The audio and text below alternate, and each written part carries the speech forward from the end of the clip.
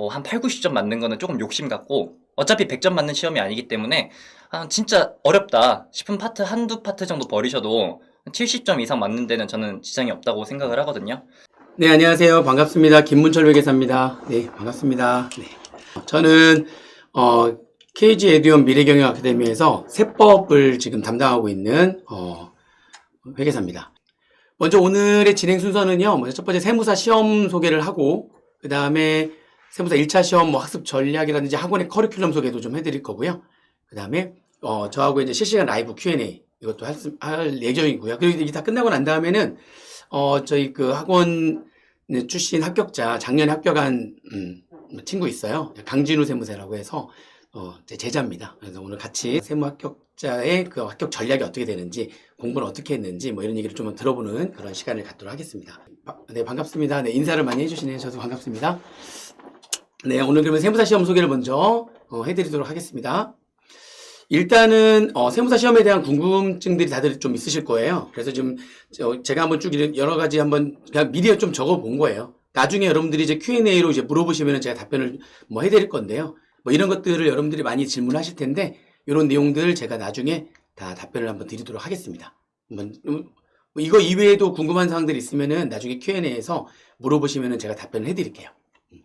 이런 것들 미리 하고, 또 세무사가 어떤 일을 하는 그런 전문가냐 해서, 말 그대로 세무사는 세금에 대한 전문가입니다. 그래서 세금에 대한 모든 업무를 수행하고 있고요. 구체적으로 보면은 제가 몇 가지 좀 이렇게 적어놨는데, 뭐 조세에 대한 신고나 신청, 청구 같은 것들을 대리하는 업무를 하는 거고요. 그리고 세금 관련된 서류 작성하는 일들 해주시는 거고 하는 거고, 그다음에 조세에 관한 신고, 장부 작성 대행 이런 것들, 또 조세에 관한 상담이나 자문, 컨설팅 같은 것들도 해줘야 되는 거고요. 또 세무조사를 이제 사업하는 사람들이 세무조사를 받게 되는데, 그때 세무조사를 받았을 때 그런 것들을 이제 의견 진술 대리해 준다거나 세무조사에 대해서 대응을 해준다거나 그런 것들을 해주는 세금 전문가가 세무사가 되겠습니다. 또 뭐 여러 가지 또 추가적인 여러 가지 일들이 또 있는데요. 또 구체적으로 뭐 비상장 주식 가치 평가를 좀 한다든지, 또는 성실신고라고 있어요. 그런 것들은 뭐 성실신고에 대한 확인 신고 제도에 대해서 대리를 해준다든지, 그 확인 서류에 도장을 찍어준다든지, 뭐 그런 일들을 세무사들은 하는 겁니다. 그 다음에 세무사 시험 구성은 다음과 같습니다. 1차 시험에서는 일단 회계학, 재무회계하고 원가회계하고 묶여가지고 회계학이라고 해가지고 1차 시험에서 100점 만점으로 시험을 보는 거고요. 객관식 시험 오지선다, 객관식 시험으로. 그 다음에 세법 100점 만점을 해가지고 또 40문제 오지선다로 해가지고 1차 시험 보고, 재정학하고 그 다음에 선택 과목, 상법이나 민법이랑 행정소송법 중에서 하나 선택해가지고 시험을 볼 수 있는데, 그렇게 해가지고 1차 시험이 구성이 되어 있습니다. 네, 1차 시험은 이렇게 구성되어 있고, 2차 시험은 주관식 시험으로 해가지고요. 회계학 일부라고 해서 재무회계하고 원가회계 요거. 근데 2차 시험은요, 이게 보면은 회계학 2부가 여기 보시면은 아시겠지만 여기 옆에 연결되어 있잖아요. 여기 세법에 여기 계산 문제예요. 여기 회계학 2부가. 그러다 보니까는 결국에는 2차 시험은 세법학 1, 2부는 요거는 세법학 1부는 이게 1부하고 2부는 논술 시험이거든요.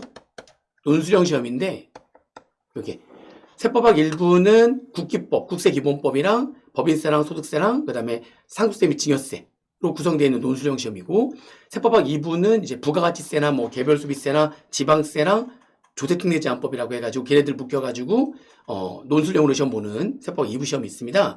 그러다 보니까 세무사 시험은 2차 시험이 4과목인데 400점 만점인데, 그중에 여기 이렇게 요게 3개가 세법이에요. 세법. 결국에는 이제 세법을 잘해야지만 세무사가, 당연하죠. 세법을 잘해야지만 세무사가 되는 겁니다. 여기 회계학 1부는 재무회계하고 원가회계 합해가지고 60점, 40점 합해서 100점이 되는 거고요. 이렇게. 그리고 네. 시험 시간은 일단 1교시에는 재정학이랑 세법학개론을 같이 봐요. 재정학이랑 세법학개론을 같이 보고요. 그래서 80분 동안 80문제를 풉니다.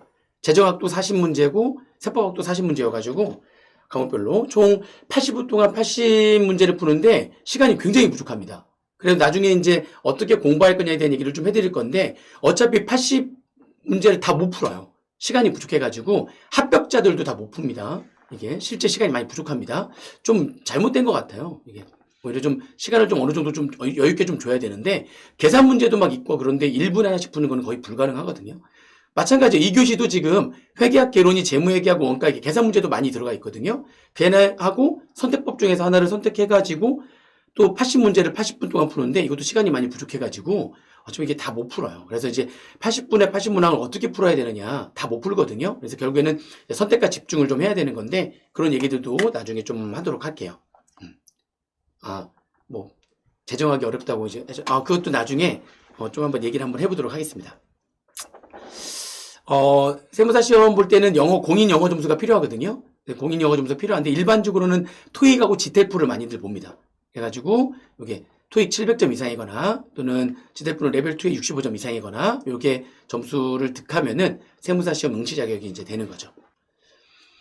1차 시험하고 2차 시험이 있는데 이제 2차 시험에서는 최소 700명을 합격자를 뽑아요. 그러니까 여기서 말하는 최소 선발은 2차 시험의 합격자를 말하는 거거든요. 2차 시험 합격자가 이제 최소 700명이 되는 거고요.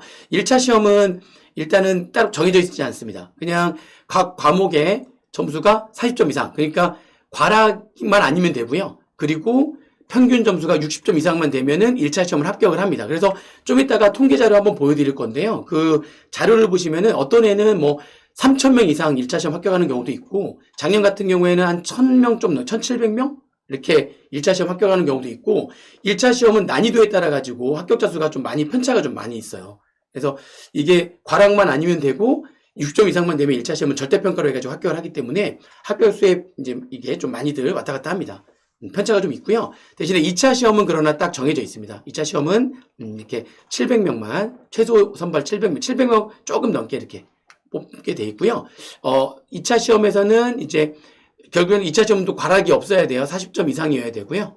여기 보면은 40점 이상이어야 되고 그 다음에 전 과목 평균이 60점 이상이면 합격을 합니다. 근데 이제 그러면 커트라인이 6점 이상이어야 되는 건데 2차 시험에서 커트라인이 6점 이상 된 적은 없어요. 그러다 보니까 6점 이상인 사람이 700명이 안 되거든요.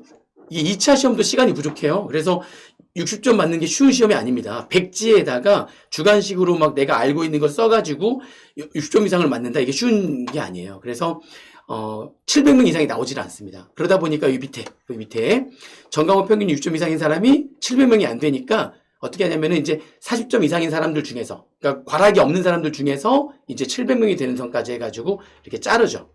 그래가지고 합격자를 결정을 합니다. 그러다 보니까 이제 커트라인이 어떤 애에는 뭐 50몇 점 될 경우도 있고 작년 같은 경우에는 이 세법학 일부의 과락자들이 워낙 많아가지고 좀 뭐 문제가 좀 있었어요. 아무튼 그래가지고 합격자의 커트라인이 40점대가 된 그런 애도 가끔씩 나옵니다. 자, 그 다음에 최근에 출제 경향하고 난이도를 좀 보실 텐데요. 요게 지금 1차 시험의 지금 평균 점수인데 사실은 이제 어느 정도 공부가 된 사람들을 가지고 우리가 얘기를 해야 되기 때문에 이게 과락률이 높은 거는 공부가 많이 아직 안 된 거거든요. 그만큼 이제 좀 어렵다는 거죠.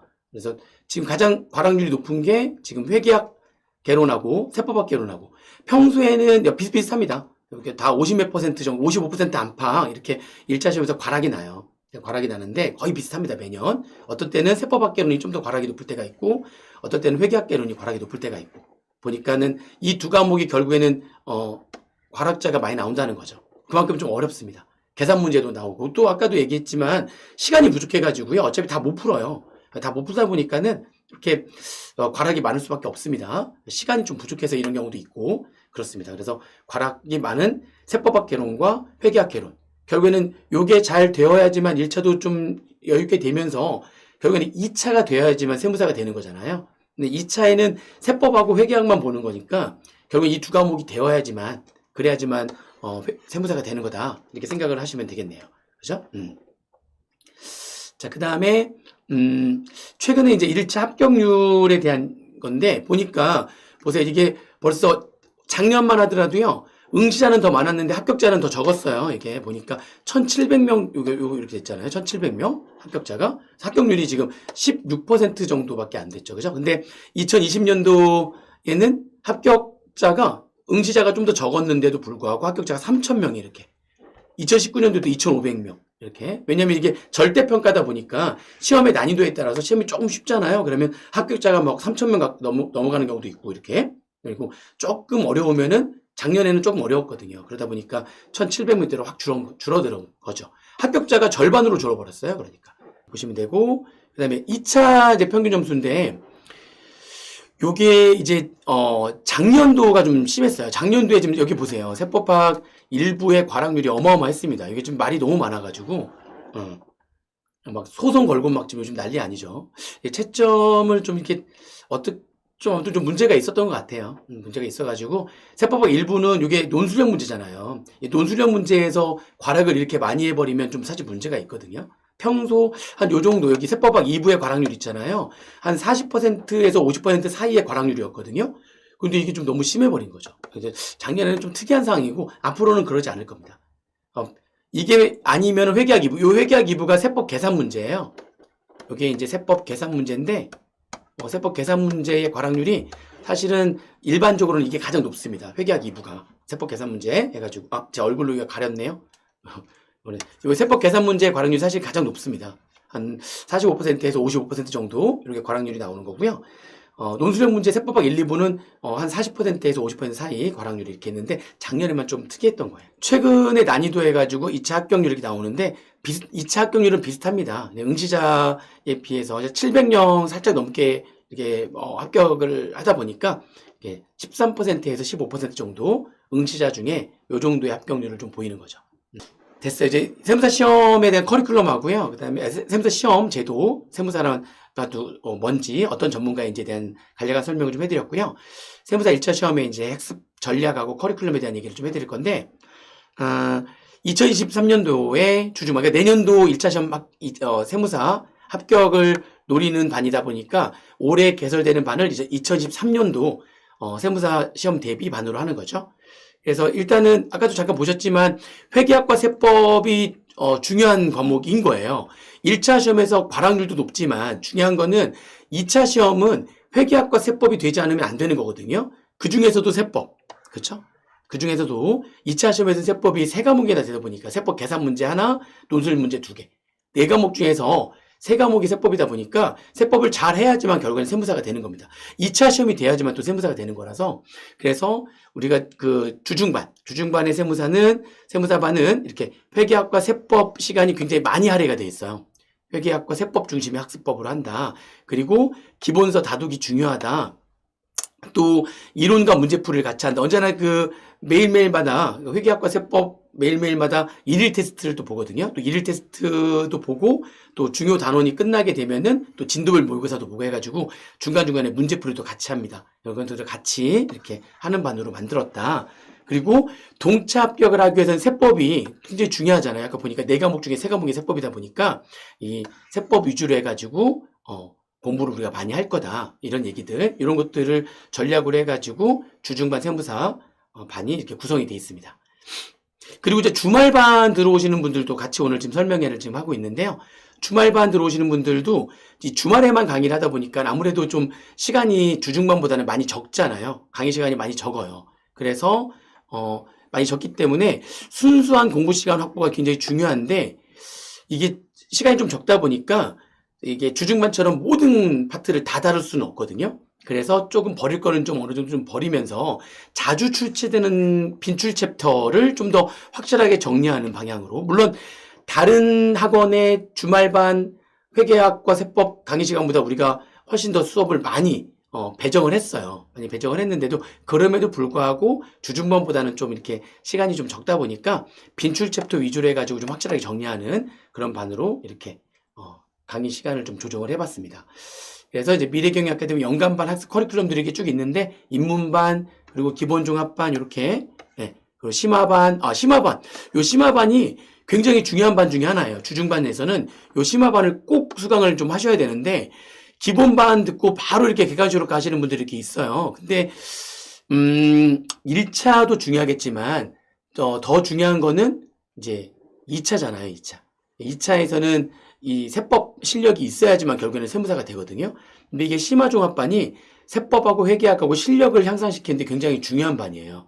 그래서 합격한 사람들의 얘기를 들어오면은 전부 다 이구동성으로 심화종합반의 중요성을 굉장히 강조를 많이 합니다. 그래서 처음 공부하시는 분들한테 요 심화종합반 얘기를 꼭 해달라고 그렇게 얘기를 많이들 해요. 여러분들 선배 합격자들이 그만큼 많이 중요합니다. 심화종합반에서 실력을 쌓아야지만 1차도 그 과락률이 높았잖아요. 회계학과 세법이. 근데 그 과락도 많이 줄어들 수가 있고요. 2차도 동차로 쉽게 합격할 수가 있습니다. 결국에는 심화종합반이 굉장히 중요한 역할을 한다. 그래서 바로 넘어가지 마시고요. 심화종합반 과정을 꼭 거치고 난 다음에 객관식 종합반으로 가셔야 되고요. 객관식 종합반 끝나게 되면은 문제풀이 위주의 하드캐리 종합반이라는 게 있어요. 그래서 그 하드캐리 종합반에서 문제풀이 위주로 해서 막 한 달 동안, 두 달 동안 쫙 돌리고 1차 시험장에 여러분들 이제 들어가게 되는 거죠. 이렇게. 그래서 이제 아무튼 5월 9일부터 해가지고 10월 7일 동안 기본반, 입문반과 기본반이 진행이 될 거고요. 하루에 6시간씩 수업을 합니다. 그리고 1일 테스트 아까 말씀드렸죠? 매일매일마다 수업한 거에 대해서 1일 테스트 이렇게 나갈 거고, 그 다음에 진도별 모의고사 어느 정도 챕터가 끝나게 되면은 또 진도별로 모의고사를 또 한번 해가지고 실력 점검도 하고 이렇게 해가지고 또 체크를 하면서 갈 겁니다. 고요. 됐습니다. 이제 무엇이든 물어보세요 시간이 됐는데요. 뭐 공부 방법이라든지 이런 것들은 사실 이제 수업을 진행하면서 그러면서 이제 공부 방법에 대한 얘기들이 좀 있을 텐데 합격생 공부 방법도 좀 궁금하시잖아요. 그래서 오늘 합격생을 직접 이렇게 모시고 공부 방법을 좀 이렇게 물어볼 거거든요. 네, 지금 들어오고 있네요. 들어와서 이렇게 얼굴이 같이 얼굴 비교된다. 아무튼 잘생긴 제자. 안녕하십니까. 네. 작년에 합격한 지금 얼마 되지 않은 이런 세무사 강진우 세무사입니다. 자, 한번 준비된 내용 있으면 먼저 인사 먼저 드리겠습니다. 안녕하십니까. 저는 작년에 있었던 제58회 세무사 시험에 합격한 세무사 강진우라고 합니다. 제가 여기 학원 촬영하기 전에 좀 이것저것 이런 내용으로 진행을 할 거다 이런 걸 받았는데 저 혼자 떠들어도 1시간 이상 걸릴 것 같은 거예요. 그래서 좀 간략하게 여러분들의 시간은 소중하니까 제가 한 10분 내로 설명을 드리려고 좀 대본을 짜왔는데 제가 볼 땐 잘 안 이길 것 같긴 해요. 교수님께서 이제 좀 티키타카 이런 식으로 좀 잘 진행을 해주실 것 같기 때문에 먼저 질문이 세무사 시험을 준비하게 된 이유가 첫 번째 질문이었는데요.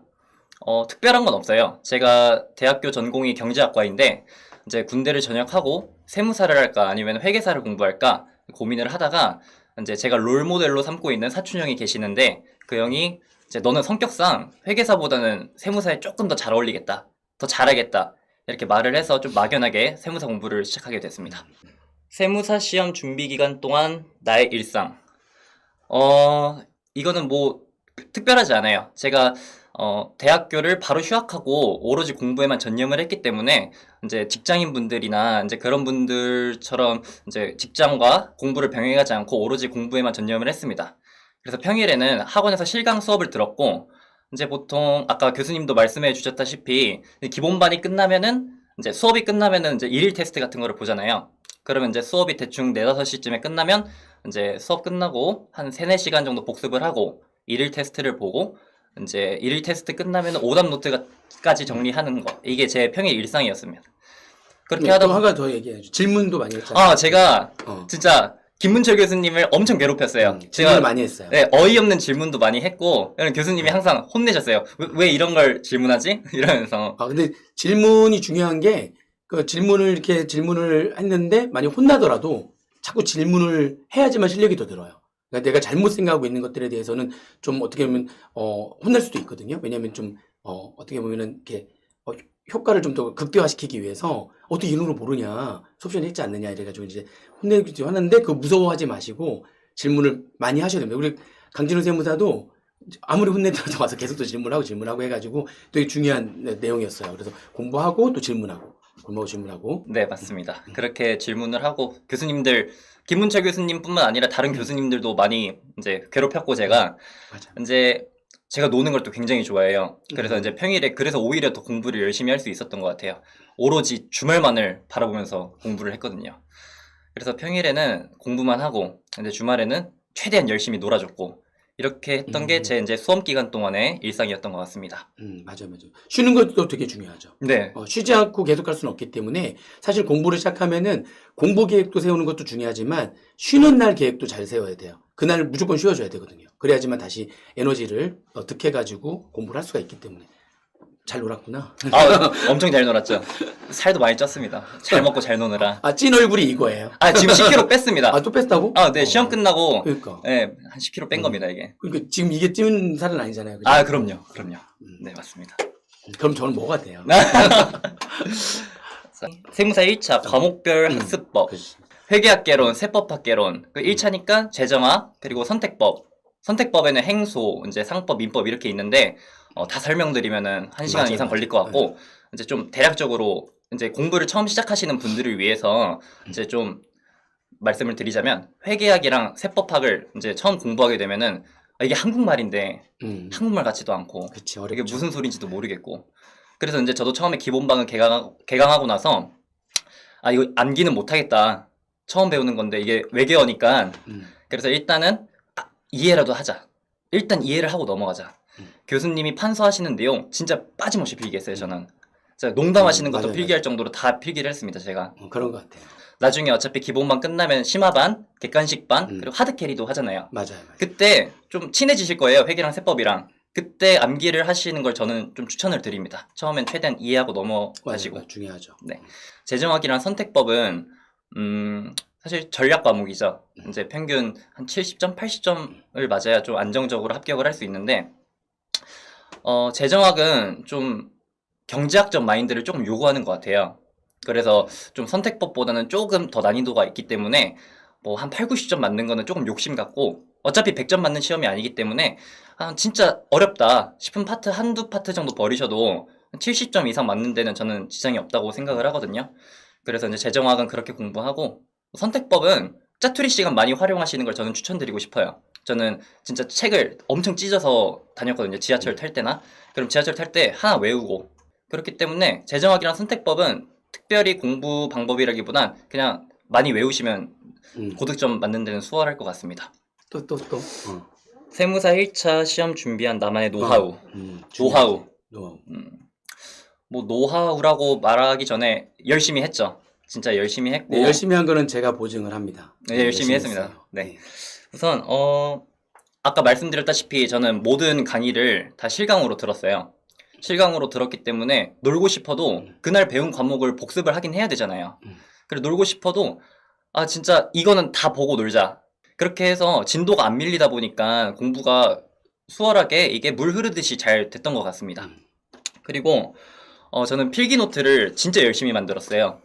그 기본반, 심화반, 객관식반 어떻게 보면 교수님들이 강의를 다 비슷하게 하시는데 이제 좀 학생들한테 복습하는 차원에서 설명도 다시 해주시고 하시는데 저는 그래도 따로따로 필기 노트를 다 다시 만들었어요. 그럼 기본반에 대한 필기 노트가 따로 있고, 네, 심화반 따로 있고, 객관식 따로 있고. 야, 그렇게 하는 경우는 드문데. 네, 그렇게 하다 보니까 이제 좀 살을 채우고 이런 식으로 공부가 훨씬 잘 되더라고요.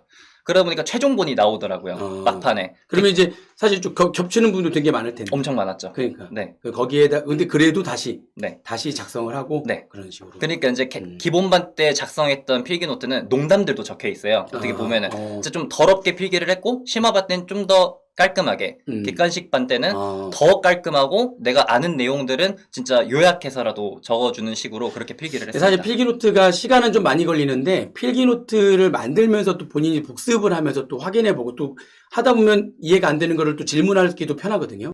그리고 이제 짜투리 시간 활용인데요.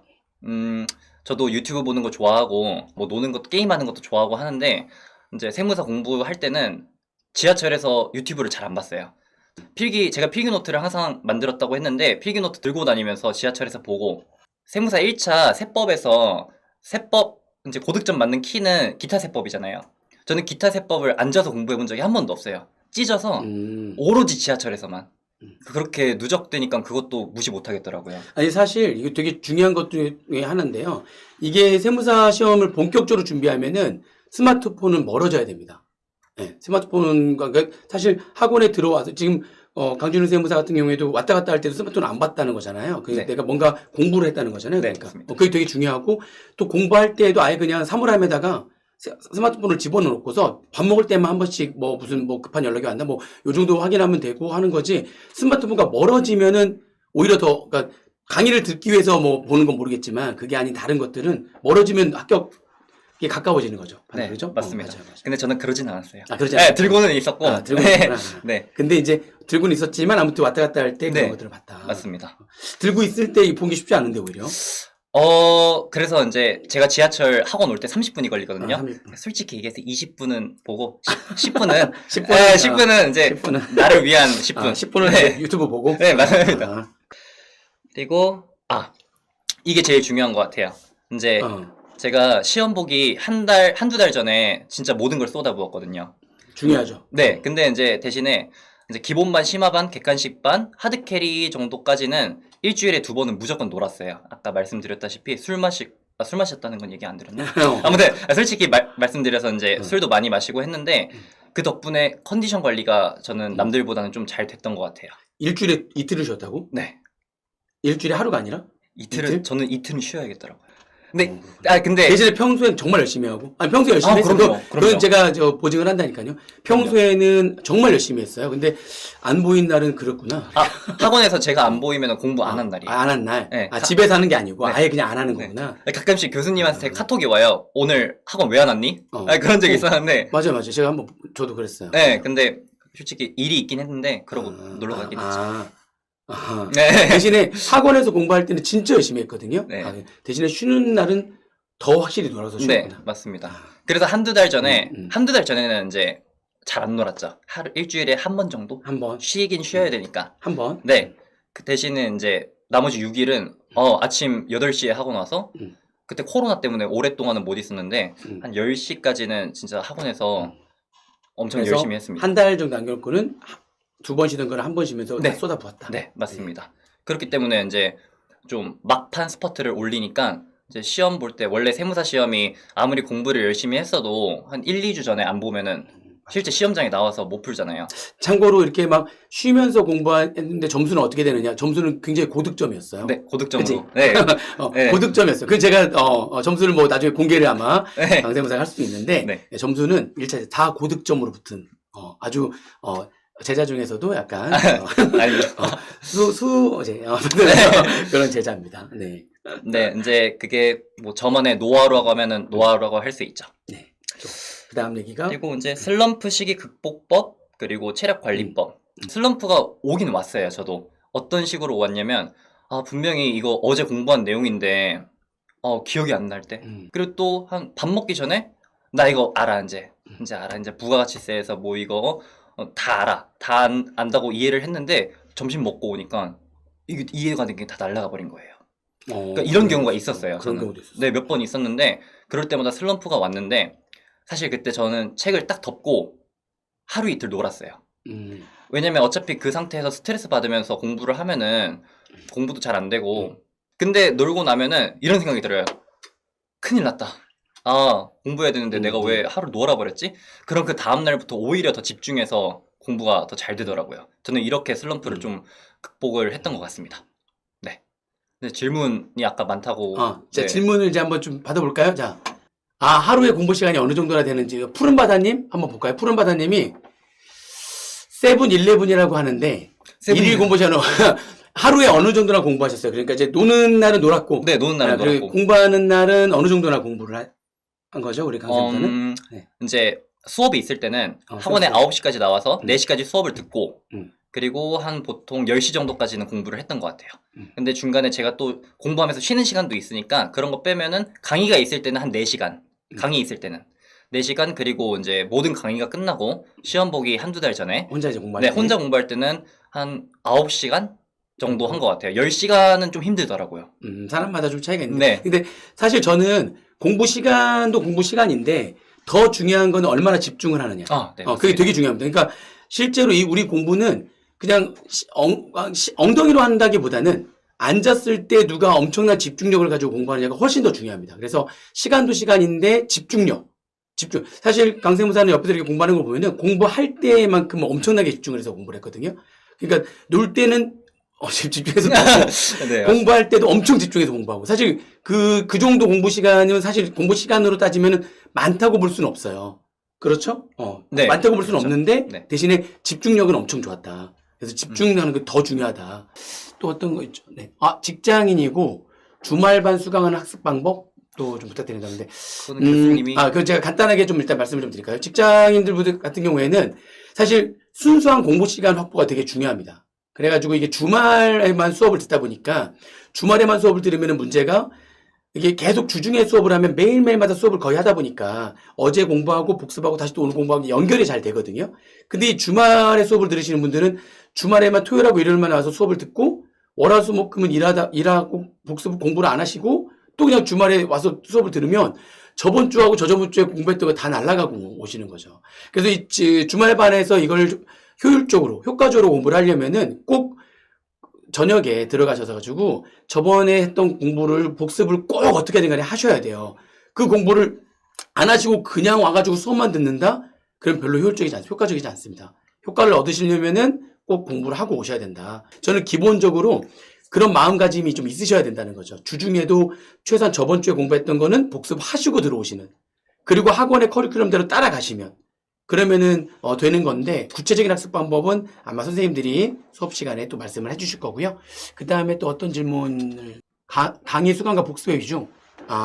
그거는 우리 강세무사는 강의 시간을 한번 물어볼까요? 6시간 들었으면 4시간 복습? 아까 얘기한 4시간 네, 복습. 4시간 정도 했던 것 그렇죠. 같아요. 저도 그러니까 원래 학원 수강 시간에 한 70% 이상 정도 그 정도 복습하면 충분한 복습이니까 대신 집중해야죠. 그러니까 딴 짓 안 하고 집중하셔가지고 하면은 6시간 수업 들으면은 한 4시간 정도 복습하면 충분한 복습 시간이 됩니다. 그리고 처음에는 복습을 잘 해야지 잘 따라올 수가 있거든요. 네. 보면 또 다른 질문. 수험 기간 우리 강세무사 수험 기간이 어느 정도 언제 1차 처음 기본반을 들어왔죠? 제가 2019년 5월달 기본반을 들어오고 들어왔죠. 네, 네. 맞아요. 그리고 그 다음 해 2020년도 1차 시험을 합격하고 그렇죠. 그 해 동차 떨어지고 그리고 2021년 9월달 2차 시험에 합격을 했습니다. 살짝 점수를 한번 그러면 공개를 한번 해볼까요? 2차 점수를 2차 점수, 작년에 2차 점수가, 작년에 일단 커트라인이 45점인가요? 네, 45점 정도. 45점 몇인가 이렇게 됐었죠? 네. 세법학 일부가 과락자가 네. 워낙 많다 너무 보니까. 많았죠. 네. 그래가지고 좀 커트라인이 많이 내려갔는데. 아무튼 그래서 평균, 커트라인이 45점대였어요. 그런데 평균이 몇 점 나왔죠? 70.5점 받았습니다. 요 정도입니다. 네, 요 정도는, 70.5점. 네. 맞았고요. 그럼 이런 얘기를 하지만 제가 가르쳤던 회계학, 2부, 그게 이제 세법 계산 문제거든요. 그건 또, 나름대로. 그건 몇 점 맞았죠? 74점 네, 맞았습니다. 73점. 평균보다 좀 더 높게. 네네. 이렇게. 거의 점수가 작년에는 회계학 일부가 좀 쉬었고요. 네. 회계학 일부가 좀 쉬었고, 그래서 회계학 일부는 고득점자가 더 많았죠. 네, 맞습니다. 많았고, 회계학 2부는 사실 이렇게 70점 이상 고득점자는 많지 않았거든요. 근데 회계학 2부도 이렇게 70점 이상 고득점을 맞췄고, 그러니까 평균이 70점을 넘어갔죠. 대단한 점수입니다. 커트라인이 45점이었는데, 그렇게 돼 있으니까. 아무튼 공부 기한은 2019년도 5월 달에 기본반에 이제 그때. 네, 2년 4개월이죠. 그때 저를 처음 봤죠. 네, 맞습니다. 또 어떤 질문? 학교 생활과 병행해서 공부하시는 분이네? 내년 시험 준비 중인데, 동차를 합격하고 싶다. 그래서 올해 1학기에 휴학을 한 다음에 시험도 동차하고 싶은데, 현실적으로 가능하나요? 아니면 올해 2학기부터 휴학을 해야 될까요? 하루에 인강을 4강씩 듣고, 지금 학교를 다니시고 계시니까는 인강을 4강씩 들으시는 거죠? 그러니까 학교를 휴학하면 훨씬 더 많이 들으셔야죠. 4강밖에 안 들으시면 진도를 못 쫓아가는 거니까. 그리고 실제로 여기 강세무사도 이제 있지만 사실 강세무사도 조금만 더 준비를 했었으면은 사실 2020년도에 동차도 가능했었어요. 그러니까 원래 세무사 시험이 충분히 동차가 충분히 가능한 맞습니다. 시험입니다. 그렇죠? 네. 그래서 회계학이랑 세법이 좀 돼 있었어요. 처음에는 되게 어려워했는데 맞아요. 나중에 이제 좀 어느 선이 올라갔거든요. 어느 선에 올라왔을 때 조금만 더 올라가면 충분히 이 세무사 시험은 왜냐면 세법 시험이 4분의 3을 차지하다 보니까 세법이 어느 정도 선에 올라오면은 충분히 동차가 가능한 그런 시험입니다. 실제로. 그래서 지금 학교를 다니시는 분들도 충분히 시간 투자해가지고 동차 합격할 수 있거든요. 근데 휴학은, 그래도 좀 집중을 해가지고 공부를 해야지만 동차가 좀 가능하니까 휴학은 이미 지금 1학기 지금 하고 있는 거 아닌가요?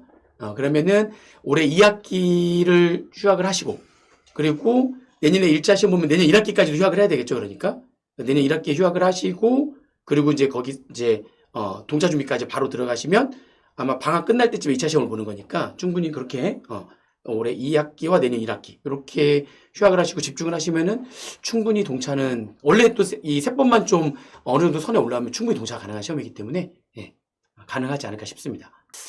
또 뭐 어떤 질문? 비전공자인데 선택 과목은 어떻게 선택해야 될까요? 비전공자면 저는 사실은 그러니까 양이 적은 거를 선택하는 게 낫지 않나요? 양은 행속법이 가장 적은데. 네, 이제 저는 근데 개인적으로 상법을 선택을 했었는데, 이제 저는 행소법을 해본 적이 없기 때문에 행소가 뭐 양이 적다 이런 건 적다 이런 건 잘 모르겠고, 상법을 해본 입장에서 부담스럽지 않았어요.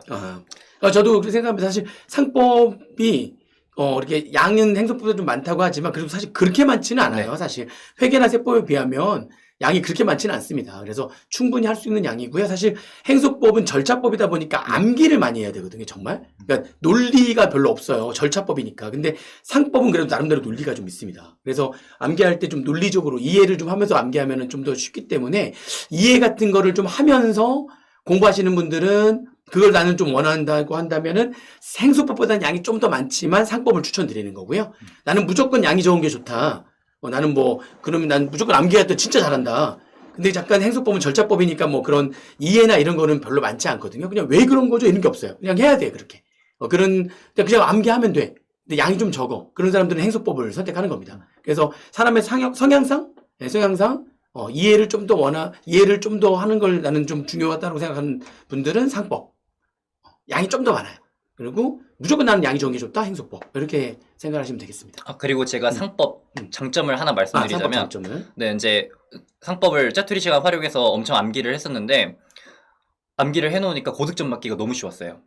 근데 오히려 행소법, 이제 제 주위에 같이 공부했던 친구들은 다 행소법이었는데, 오히려 작년 1차 시험 때 행소가 굉장히 어렵게 나왔다고 맞아. 그러는데, 근데 원래 8, 90점 맞는 애들이 60점 맞고 이런데 상법은 사실 그럴 일이 별로 없거든요. 그러니까 편차가 좀 적은 거죠. 상법은. 네. 그러니까 행소법이라고 하는 거는 이제 절차법이다 보니까 막 어렵게 좀 판례나 이런 것까지 좀 어렵게 나와버리면은 그러니까 이해가 안 되니까 그러니까 상법은 판례가 나오더라도 이해를 좀 중심적으로 하는 거니까 대충 읽다 보면 이건가 이게 답일 수 있는데 행소법은 그런 게 없어요. 그러다 보니까는 그냥 생뚱맞은 게 나와버리면 다 틀려버리는 거죠. 약간 그래서 편차가 좀 이렇게 있고 상법은 편차가 좀 적다. 그거. 2년 전 강의를 듣는다고요, 세법을? 그러면 좀 안 되는데. 어쩔 수 없습니다. 세법은 매년 물론 올해는 개정 내용이 예년에 비하면은 약간 좀 적은 편이긴 해요, 올해. 적은 편이긴 한데, 2년 전이면 작년에도 지금 그러면은, 그러면 안 되는데. 2년 전거 하지 마시고요. 돈을 좀 쓰셔야 돼요. 어쩔 수 없습니다. 세법은 개정되니까 괜히 이래가지고 이것 때문에 돈 안 써가지고 시험장에서 개정된 내용인데 몰라가지고 틀리면 그게 더 크죠. 그거는 안 되죠. 개정된 내용으로 공부를 하시는 걸 추천드립니다. 돈 좀 쓰세요. 괜찮습니다. 그 정도는 그 정도보다 많이 법니다. 그러니까 그건 쓰셔야 됩니다. 어쩔 수 없습니다. 세법 매년 개정되는 거니까 개정이 안 되는 거면 모르겠지만 매년 개정되는 거라서 2년 전 거 안 됩니다. 안 됩니다. 네, 또 질문이 설명회가 좀 오래 시간이 벌써 그러니까요. 이제 시간이 벌써 1시간이 지났습니다. 그러니까 막 말하다 보니까 지났는데 질문은 이것까지 받는 걸로 이렇게 할게요. 네. 어떻게 좀 많은 도움이 됐을지 모르겠습니다. 여러분들 이게 같이 우리 제자랑 또 작년 학교 기분이 좋아요. 기분이 좋은데 작년 학교가 제자랑 같이 이렇게 설명회를 이렇게 하게 돼가지고 되게 기분이 좋고요. 나중에 저 김은재 세법TV도 많이 들어오셔가지고 구독, 좋아요, 세무강 구독, 좋아요도 많이 부탁을 드리겠습니다. 이걸로 우리 설명회를 오늘 마치도록 하겠습니다. 감사합니다. 감사합니다.